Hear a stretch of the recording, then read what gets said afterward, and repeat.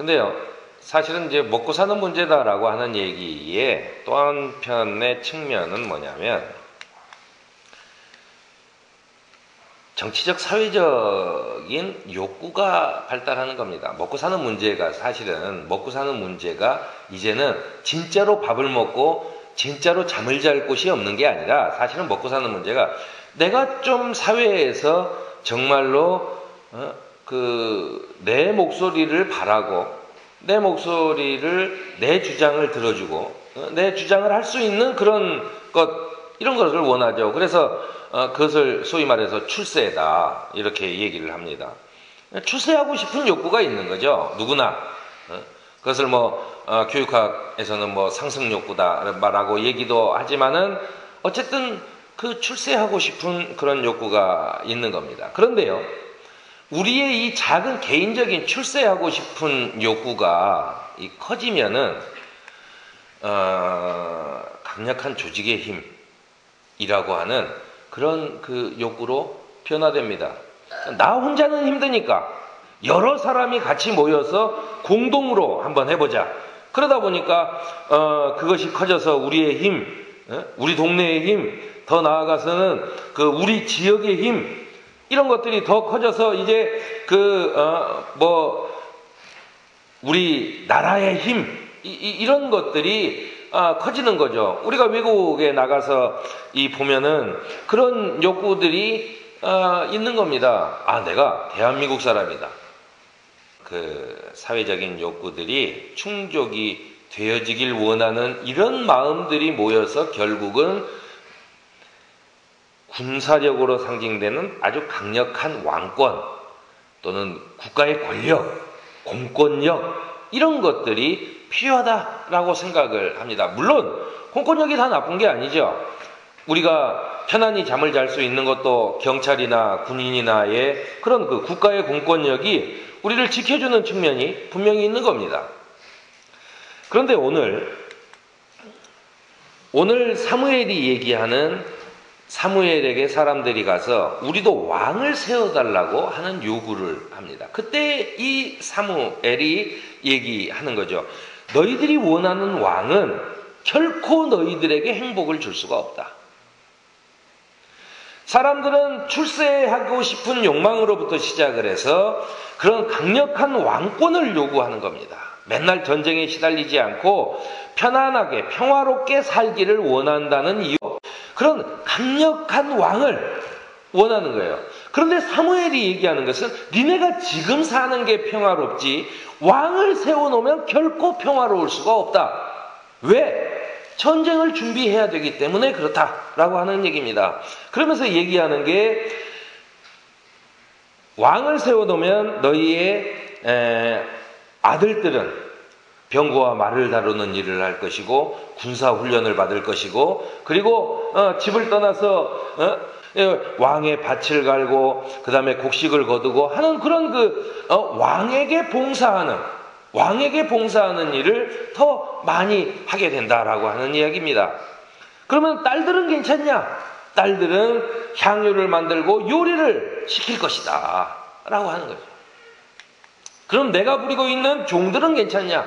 종들은 결국 왕의 일을 하는 종으로, 내 종이었는데, 내가 부리는 내 집안 사람이었는데 그 사람이 왕의 종으로 복무하게 된다. 결국 왕은 우리에게 세금도 걷어가고 우리의 아들, 딸들과 내가 부리는 종들까지 다 데려가서 왕의 권력을 유지하기 위해서 쓸 것이다 라고 이야기를 합니다. 그러나 이스라엘 백성들은 출세라고 하는 사회적 지위의 향상이라는 강력한 왕권으로 우리나라가 부강해져야 된다라고 하는 여기에 꽉 매여 있어서 그렇지 않습니다 라고 얘기합니다. 사무엘상 8장 19절에 그렇지 않습니다. 백성들이 얘기하는 거죠. 우리에게도 왕이 있어야 되겠습니다. 우리도 모든 이방 나라들처럼 우리의 왕이 우리를 다스리며 그 왕이 우리를 이끌고 나가서 전쟁에서 싸워야 할 것입니다 라고 이야기를 하는 겁니다. 강력한 왕권만이 우리를 지켜줄 수 있다. 결국 우리 것을 모두 다 뺏기더라도 우리의 안전을 위해서 왕이 꼭 있어야 되겠다라고 하는 이야기입니다. 왕권이라는 것은, 강력한 왕권이라는 것은 우리를 지켜줄 수 없다라고 하는 것을 분명히 나타냅니다. 결국 솔로몬 왕 이후에 이스라엘은 남북으로 갈라지게 되고 바벨론의 포로로 잡혀가게 되고 결국 예수님의 시대까지 로마의 식민지 하에서 지내게는 역사를 적습니다. 왜? 너희들이 그 강력한 왕권, 너희들을 지켜줄 것이라고 생각했던 그 왕권이 어떻게 했나 봐라 라고 하는 의미지요. 바로 그것입니다. 이런 강력한 통치권과 군사력에 반대되는 말로 오합지졸이라고 하는 말이 있습니다.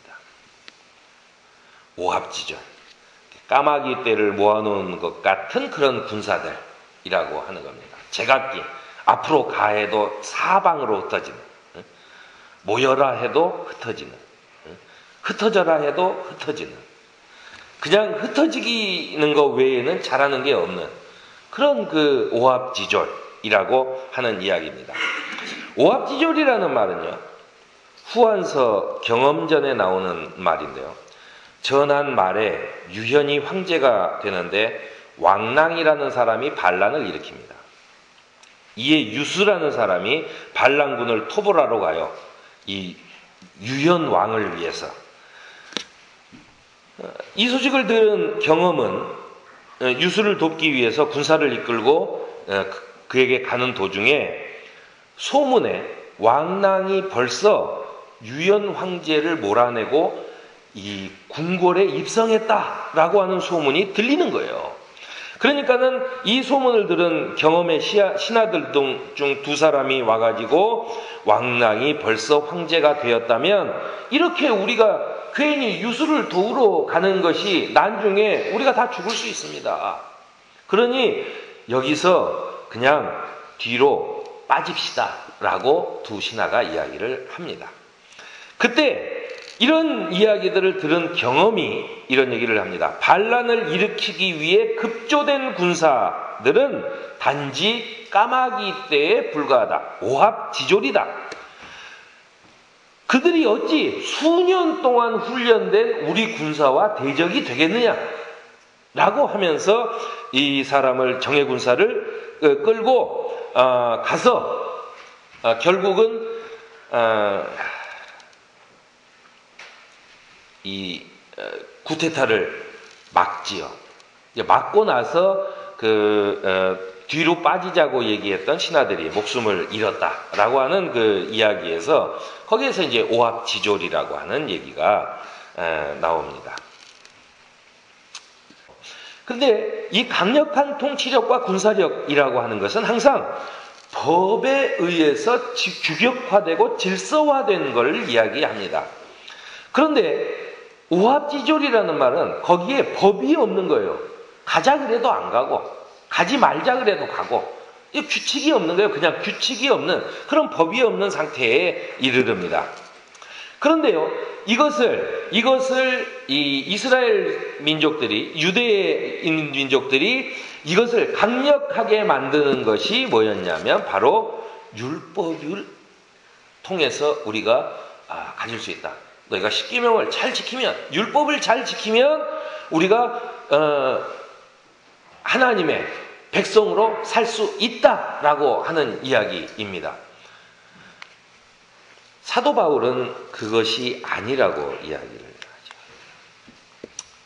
육신을 따라 살 때, 육신을 따라 살 때가 뭐냐? 우리가 사회적으로, 정치적으로 출세하고 싶은 욕구를 따라 살 때에는 그 욕정을 따라 사는 것을 위해서 지킨 그 법 때문에 결국 죽게 될 것이다. 전쟁에 나가서 죽든 어디서 죽든 죽게 될 것이다 라고 하는 이야기를 하는 것입니다. 예수님도 답답한 마음으로 이런 얘기를 하죠. 이 세대를 무엇에 비길까? 라고 얘기하면서 요한이 와서 먹지도 않고 마시지도 않았을 때는 귀신 들렸다 그러고 예수님이 와서 먹기도 하고 마시기도 하니까는 저 사람은 맨날 포도주만 먹고 그 사회의 세리들이나 못 사는 사람들 그런 그런 사람들하고만 맨날 어울려서 돌아다니는 그 이상한 사람이라고 얘기하는 거예요. 율법 학자들이나 바리새인들이 봤을 때 예수님이 끌고 다니는 군중들은 그야말로 오합지졸이죠.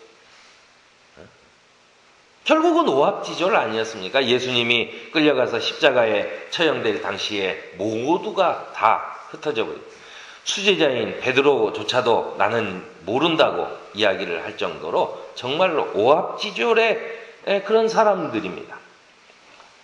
그러나 사도 바울은 그런 그 오합지졸의 사람들이 예수 그리스도의 사랑을 통해서 우리를 올감했던 것에 대해서 죽어서 율법으로부터 풀려났다라고 이야기를 하는 겁니다.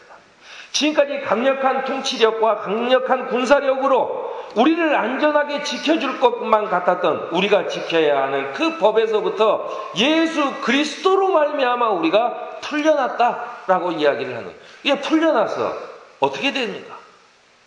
풀려나서 우리가 어떻게 됩니까? 그것은 예수 그리스도로 말미암아 성령이 주시는 새 정신이 뭡니까? 새 정신으로 내가 새롭게 되었다라고 하는 것입니다. 오합지졸의 사람들이 오히려 문자의 얽매인 낡은 정신으로 하나님을 섬기지 않고 성령이 주시는 새 정신으로 하나님을 섬겨야 한다라고 사도 바울은 강조하고 있는 것입니다. 바로 그것이 누가 옳으냐 묻는 물음 앞에 예수님은 지혜는 그 한 일로 옳다는 것이 입증된다라고 하는 말씀을 우리에게 주시는 것입니다. 오늘 우리에게 새로운 정신을 주시는 하나님은 우리의 힘이 아니라 우리의 하고 있는 일들을 보고 계십니다. 주님의 말씀대로 그래서 우리는 서로 사랑하며 섬기는 그런 공동체가 되어야 되겠습니다.